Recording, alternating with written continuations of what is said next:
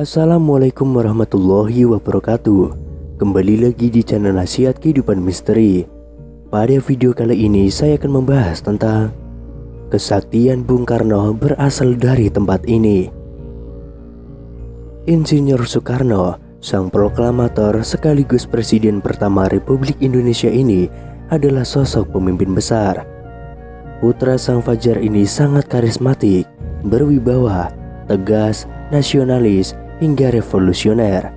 Semangat dan jiwa nasionalisme tidak pernah pudar saat menoreh dan memperjuangkan Indonesia hingga menjadi negara yang berdaulat, bahkan menjadi negara yang disegani oleh bangsa lain. Meski sudah lama meninggal dunia, namun cerita tentang Soekarno selalu menarik untuk dikaji, termasuk tentang kesaktian yang dimilikinya. Bung Karno sering mengalami percobaan pembunuhan semasa hidupnya. Ia mengalami percobaan pembunuhan dari tingkat baru rencana sampai eksekusi sebanyak 23 kali.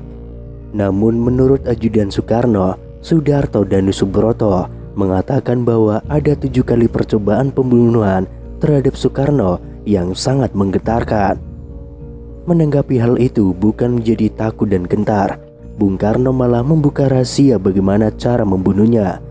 Menjadi hal yang wajar kalau kemudian sebagian masyarakat Indonesia menganggap Bung Karno adalah manusia dengan kesaktian tingkat tinggi. Lalu apa sebenarnya rahasia kesaktian Bung Karno tersebut? Menurut kabar yang beredar di masyarakat, Bung Karno memiliki mustika pemberian Nyi Blorong yang melegendaris. Dalam cerita tersebut, Nyi Blorong datang dan memberikan mustika merah delima jelmaan seekor naga dan mengatakan bahwa Bung Karno bukan saja akan menjadi pemimpin alam manusia, namun juga alam gaib. Tidak hanya Nyi Blorong, Bung Karno yang hobi dalam dunia supernatural ini sering bermimpi didatangi tokoh legenda dari alam lain seperti Kanjeng Sunan Kalijaga serta Ibu Ratu Kidul Pajajaran serta Nyi Roro Kidul. Nah, benarkah Bung Karno juga merupakan manusia sakti? Dengan sejarah sedikitnya 7 kali luput lolos dan terhindar dari kematian akibat ancaman fisik secara langsung, menjadi hal yang jamak kalau kemudian sebagian masyarakat Indonesia menganggap Bung Karno adalah manusia dengan tingkat kesaktian yang tinggi. Namun Bung Karno menapik jika lolosnya ia dalam berbagai percobaan pembunuhan bukanlah karena bantuan dari alam gaib. Ia menukas normatif yang kurang lebih mengatakan bahwa mati hidup adalah kehendak Tuhan. Manusia mencoba membunuh, kalau Tuhan belum berkehendak ia mati, maka ia belum akan mati. Namun Soekarno membeberkan bagaimana cara membunuhnya. Menurutnya rakyatlah yang membuatnya tetap hidup, sehingga untuk membunuhnya cukup menjauhkannya dari rakyat. Semua yang kucapai selama di dunia ini adalah karena rakyatku. Tanpa rakyatku, aku tidak bisa apa-apa. Jadi tidak perlu senapan, bom, apalagi pesawat tempur hanya untuk membunuh seorang Bung Karno. Jauhkan saja aku dari rakyatku, maka aku akan mati perlahan-lahan, kata Bung Karno. Benar saja, ayah dari Megawati Soekarno Putri ini selalu lolos meskipun dihujani granat, bahkan bom dan pesawat tempur. Percobaan pembunuhan pernah terjadi pada 30 November tahun 1957. Presiden Soekarno datang ke perguruan Cikini, tempat bersekolah putra-putrinya. Dalam rangka perayaan ulang tahun yang ke-15 perguruan Cikini, granat tiba-tiba meledak di tengah pesta penyambutan presiden. 9 orang tewas, 100 orang luka-luka, termasuk pengawal presiden. Soekarno sendiri beserta putra-putrinya selamat. 3 orang ditangkap akibat kejadian tersebut. Mereka perantauan dari Bima yang dituduh sebagai antek teror gerakan DITII. Percobaan pembunuhan kedua terjadi pada 9 Maret 1960, tepat siang bolong. Istana Presiden dihentakkan oleh ledakan yang berasal dari tembakan kanon 23 mm pesawat MiG-17 yang dipiloti oleh Daniel Munkar. Munkar adalah letnan angkatan udara yang telah dipengaruhi Permesta. Kanon yang dijatuhkan Munkar menghantam pilar dan salah satunya jatuh tidak jauh dari meja kerja Soekarno. Untunglah Soekarno tidak ada di situ. Soekarno telah memimpin rapat di gedung seberang Istana Presiden. Pada April 1960, Perdana Menteri Uni Soviet saat itu, Nikita Khrushchev, mengadakan kunjungan kenegaraan ke Indonesia. Dia menyempatkan diri berkunjung ke Bandung, Yogyakarta, dan Bali. Presiden Soekarno menyertainya dalam perjalanan ke Jawa Barat. Tatkala sampai di jembatan Raja Mandala, ternyata kelompok anggota DITII melakukan pengadangan. Beruntunglah pasukan pengawal presiden sigap meloloskan kedua pemimpin dunia tersebut. Pada 7 Januari 1962, Presiden Soekarno telah berada di Makassar.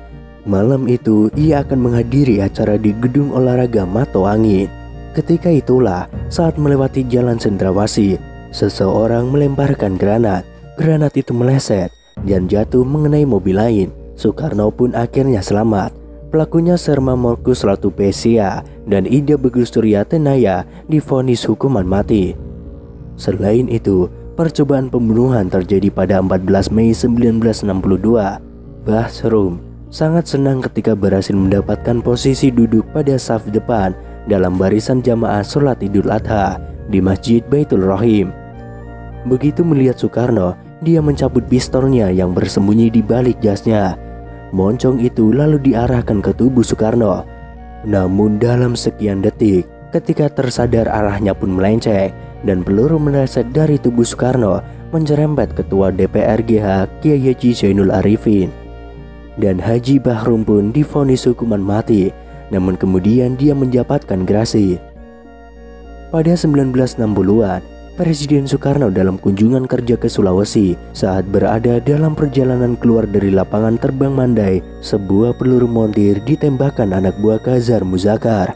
Arahnya kendaraan Bung Karno, tetapi ternyata meleset jauh. Soekarno selamat lagi. Dari semuanya itu, Bung Karno tetap selamat, tetap sehat, dan tidak gentar. Dia terus saja menjalankan tugas kepresidenan dengan segala konsekuensinya.